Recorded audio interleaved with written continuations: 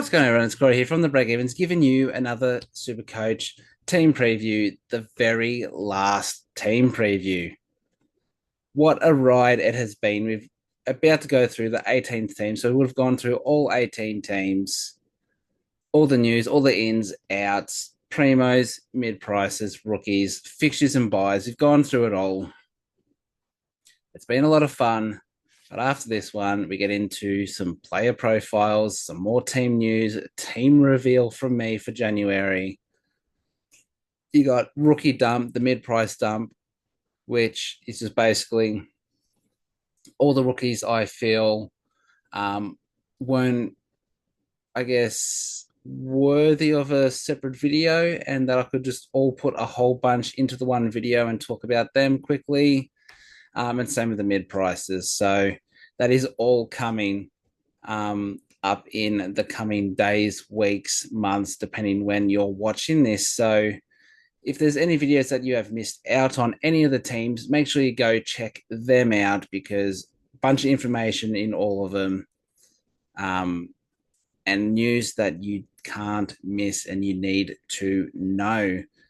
Don't forget to follow me on X at Breakevens Pod, on Facebook, The Breakevens, and here on YouTube, The Breakevens. Like, follow, and subscribe on all of those platforms for daily AFL Supercoach content up to round one. We got the doggies, 18th team, finito after this. Let's get into it. So they finished sixth in 2024.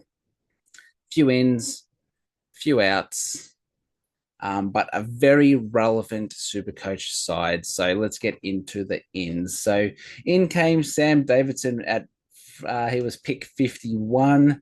Josh Doolan pick 31. Cooper Hines was pick 20. Lockie Jacques was pick 29. Luke Kennedy was pick 62. And Matt Kennedy was traded from Carlton. You're looking there, Kennedy in looking for more mid-time, you'd think. And Sam Davidson is really the only one I've heard about, and he's looking impressive right now. The outs, Dominic Bedendo was delisted, and same with Charlie Clark. Caleb Daniel was traded to North Melbourne. Alex Keith retired. Jack McRae was traded to St Kilda. Aidan O'Driscoll has retired. Kelsey Rapostra, don't know, but delisted, and Bailey Smith was traded to Geelong. So look here, Caleb Daniel out of favour with Bevo, struggled to stay in the side, even started a sub. When your best kick in the team is a sub, there's something going on there, isn't there? Jack McRae traded. He played a forward again, out of favour. And Bailey Smith off the ACL. Sort of knew he was going. It was just where, and Geelong was the destination. Obviously, Alex Keith retiring has been a stonewall for them in defence, but no longer. Some preseason news. This is as of December 2024. There's a little bit more to come out, but that will be in the next news video coming up soon. But Joel Frazier has worked on his tank, and reports say he's in the mix for round one. He's looking really good in defense and so on to potentially look at.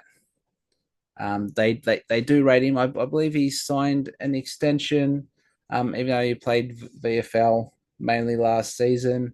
Bond, Trelaw, and Libba are all fit and ready to go. Bulldogs keep their cards close to their chest, so that's all we know as of December 2024.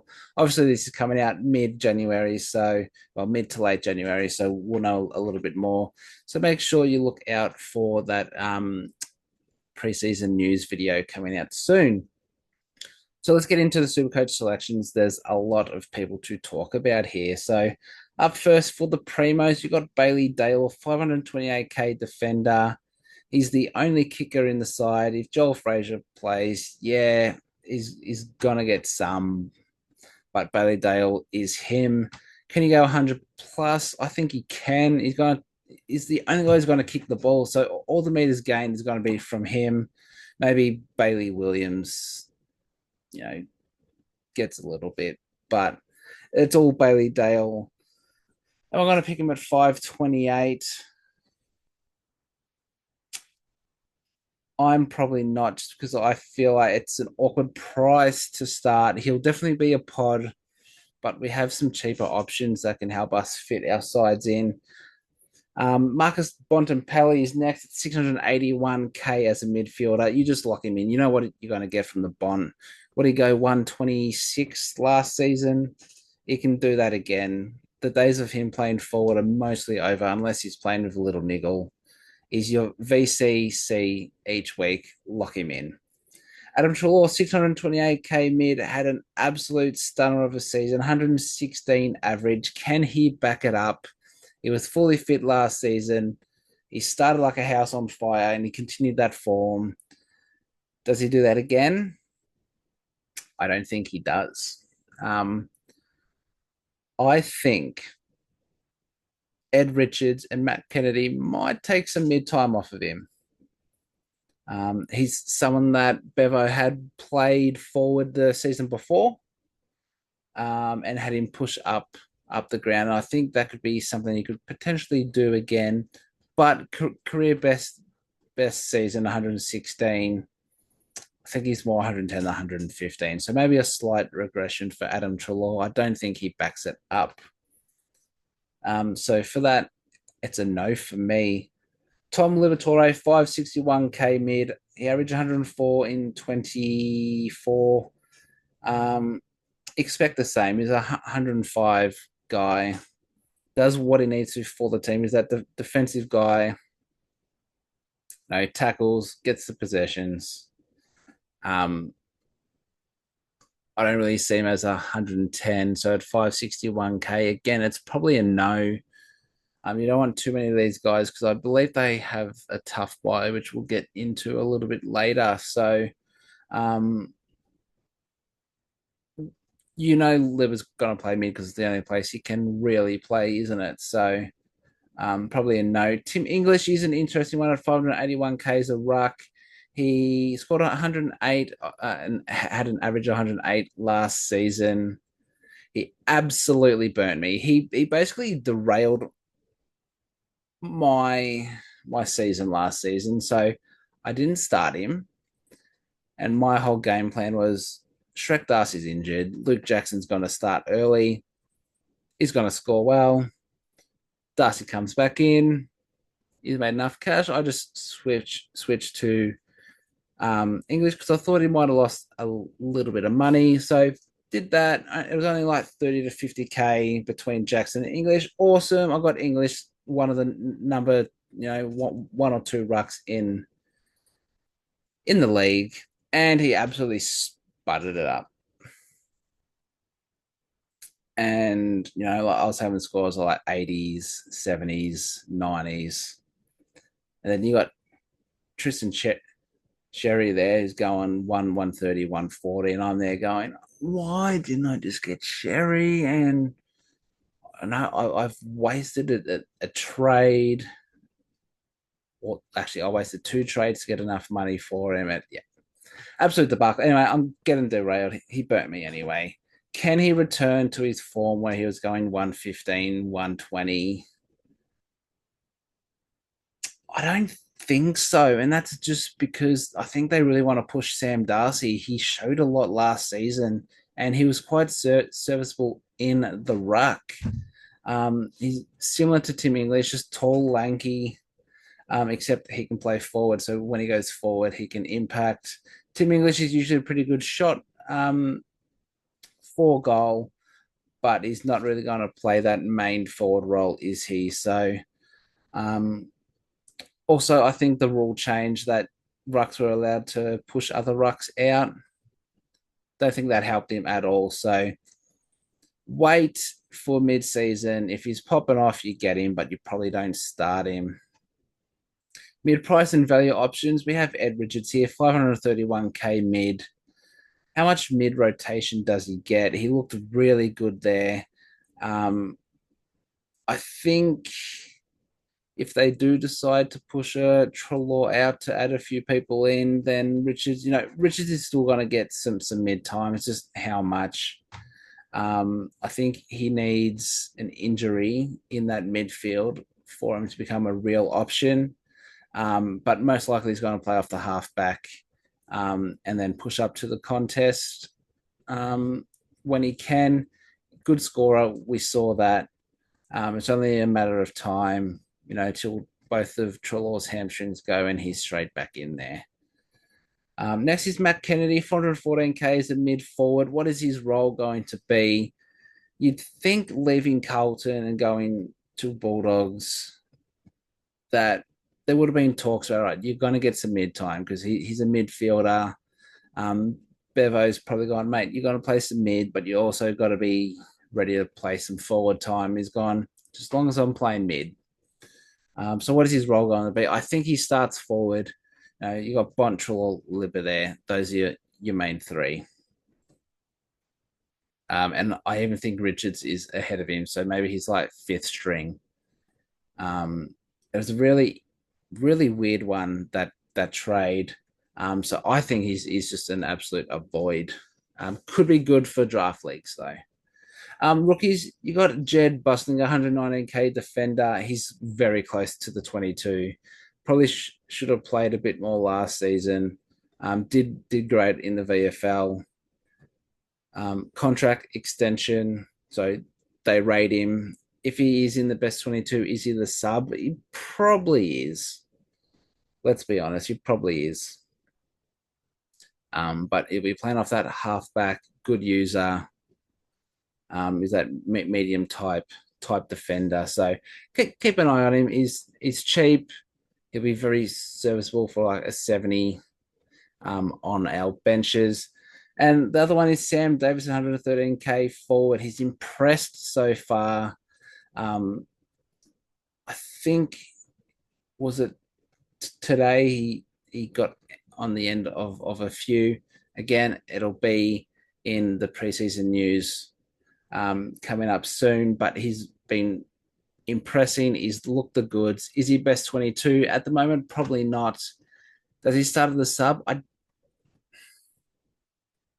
think he does. I think he's one of those impact players that will come on, try and spark up that forward line. Might get on a few as like a super sub. So just keep an eye on both Buslinger and Davidson because I think they're going to get some games this year. Bevo usually likes to play a few of the younger guys. So just keep an eye out.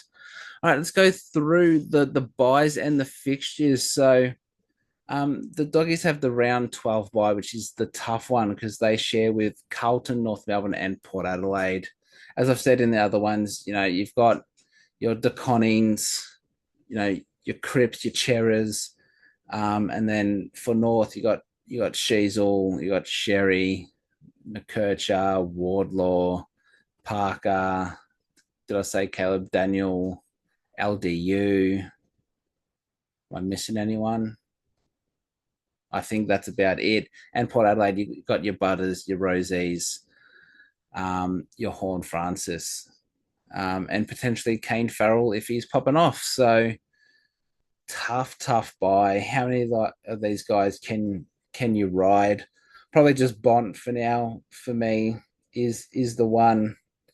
But by the buys, those rookies are gone. So maybe if those rookies are playing, you can take a small punt on them. Their fixtures tough early. I'd probably say it's a little bit 50-50. So they don't have the round 0 bye. So in round 1, they play the Roos at home. You'd think they'd win that one. The Pies at home, but it's at the MCG. That's a 50-50 that you probably tip them to win, but are the Pies on the charge? They play the Blues in round 3 away, but it's at Marvel.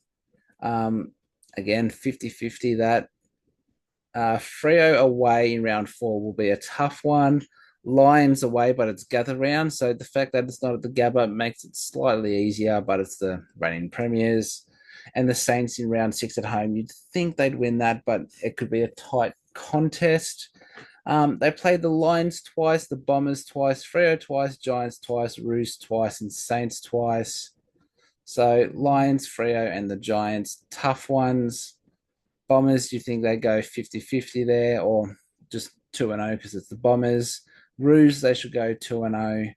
And the Saints 2-0 or 1-1. Don't see them losing both there. So not bad fixtures. That they did finish sixth, so it should be a little bit harder than last season, but super relevant side. Maybe not early, but the back end. There could be a few picks there depending on what happens. So that's going to do it for the video. That is all 18 teams previewed this preseason. Let me know if you liked this series, because looking to do it again next pre-season. Make sure you go check out any of the other teams that you may have missed, and make sure you give that video a like, and you subscribe to the channel. Also, don't forget you can find me on X at Breakevens Pod, on Facebook, The Breakevens, and on here, YouTube, The Breakevens. Like, follow, and subscribe on all those social media platforms. We have player profiles coming. We have preseason news. We have a team reveal coming. Make sure you are ready to watch those, because they are super important. A lot of information there. So that's going to do it for today. So again, thank you for watching and listening. And let me know down below if you like the team previews. I'll see you tomorrow with another Super Coach video, because I'm doing daily up to round 1. So until then, it's bye for now.